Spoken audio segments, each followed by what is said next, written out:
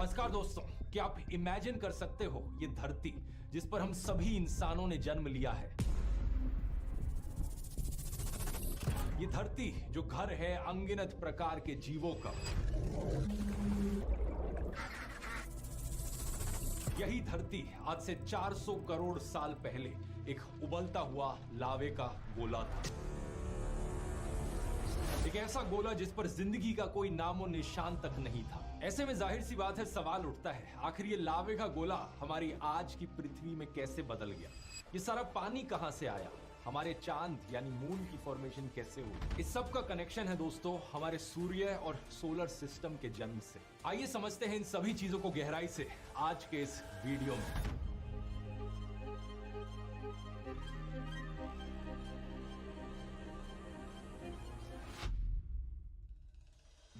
आज से करीब 4.6 बिलियन ईयर्स पहले यानी 460 करोड़ साल पहले की बात है।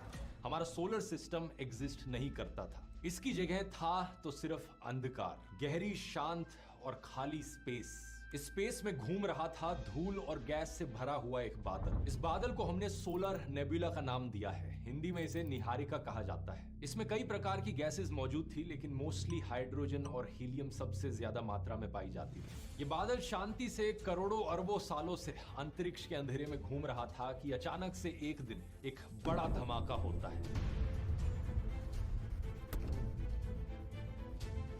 नहीं, मैं बिग बैंग की बात नहीं कर रहा, मैं बात कर रहा हूं सुपरनोवा की। यह धमाका इस बादल के अंदर नहीं होता, बल्कि इसके बगल में होता है। इसके पास मौजूद एक डाइंग स्टार एक्सप्लोड कर जाता है। इस एक्सप्लोजन को हम सुपरनोवा बुलाते हैं और अक्सर ये उन स्टार्स के साथ होता है जो अपनी लाइफ के एंड तक पहुंच चुके हैं। इस धमाके की शॉक वेव्स हमारे सोलर नेबुला पर पड़ती हैं और इसके चलते ग्रेविटेशनल इंस्टेबिलिटी आ जाती है। इस बादल के कुछ एरियाज में गैस और डस्ट कंप्रेस करने लगता है। धीरे धीरे ये पूरा नेबुला अंदर की ओर सिकुड़ने लगता है और जो गैस और धूल थी वो घूमने लग जाती है, गोल गोल घूमने लग जाती है एक रोटेटिंग डिस्क के रूप में। इस फ्लैट रोटेटिंग डिस्क को हम प्रोटोप्लैनेटरी डिस्क का नाम देते हैं।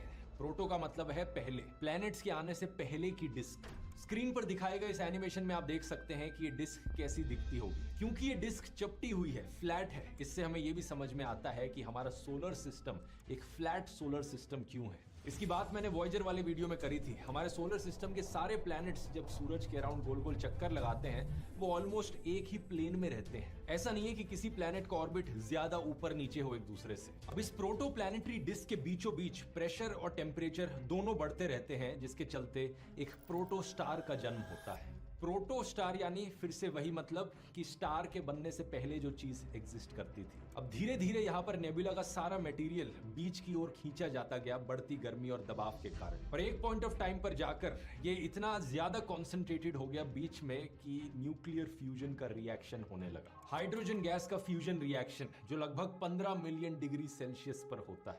इस रिएक्शन में हाइड्रोजन हीलियम में बदल जाता है। इसी फ्यूजन रिएक्शन की वजह से हमारे सूरज का जन्म होता है और यही वो रिएक्शन है जो आज के दिन तक भी सूरज में हो रहा है, जिसकी वजह से धूप, गर्मी और रोशनी हमें मिलती है धरती पर। एक्चुअल रिएक्शन डिटेल में थोड़ा कॉम्प्लेक्स है, लेकिन मोटे मोटे तौर पर यही हो रहा है, हाइड्रोजन हीलियम में बदल रही है। उस वक्त 4.6 बिलियन ईयर्स पहले हमारे सोलर नेबुला का ज्यादातर गैस और डस्ट सारा सूरज में जाकर इकट्ठा हो रहा था। यही कारण है कि आज के दिन भी हमारे पूरे सोलर सिस्टम का टोटल मास का लगभग 99.8% सिर्फ सूरज में मौजूद है और बाकी जो 0.2% है वो बेकार नहीं गया। उसी 0.2% से बनते हैं 8 प्लैनेट्स, सैकड़ों मून्स, हजारों कॉमेट्स और लाखों एस्ट्रॉइड्स हमारे सोलर सिस्टम में। लेकिन सवाल ये कि कैसे बनने शुरू हुए ये प्लैनेट्स, ये चीज भी बड़ी इंटरेस्टिंग है। जो वो घूमती हुई प्रोटोप्लैनेटरी डिस्क थी, उसके अंदर छोटे छोटे धूल के पार्टिकल्स आपस में टकराने लगे और चिपकने लगे एक दूसरे से। ये स्टैटिक या केमिकल बॉन्डिंग फोर्सेस की वजह से होने लगा और शुरू में इससे छोटे छोटे गुच्छे बनने लगे। लाखों सालों बाद धीरे धीरे गुच्छे और बड़े होने लगे जब और धूल के पार्टिकल्स इनसे जाकर टकराए। धीरे धीरे इनमें से कुछ इतने बड़े बन गए कि उनका साइज 1000 मीटर से लेकर कुछ किलोमीटर तक पहुंच गया। इन चीजों को हम प्लैनेटेसिमल्स करके पुकारते हैं, यानी कि प्लैनेट्स का बहुत छोटा टाइनी वर्जन। जब ये प्लैनेटेसिमल्स ग्रेविटी के प्रभाव से इकट्ठे होने लगे और साइज और मास में लगभग हमारे चांद जितने बड़े हो गए, तो हम इन्हें प्रोटोप्लैनेट्स करके पुकारने लगे। ये जो पूरे इकट्ठे होने का प्रोसेस है, इसे हम एक्रीशन कहते हैं। एस्ट्रोनॉमी के फील्ड में एक्रीशन की डेफिनेशन देखो, द कमिंग टुगेदर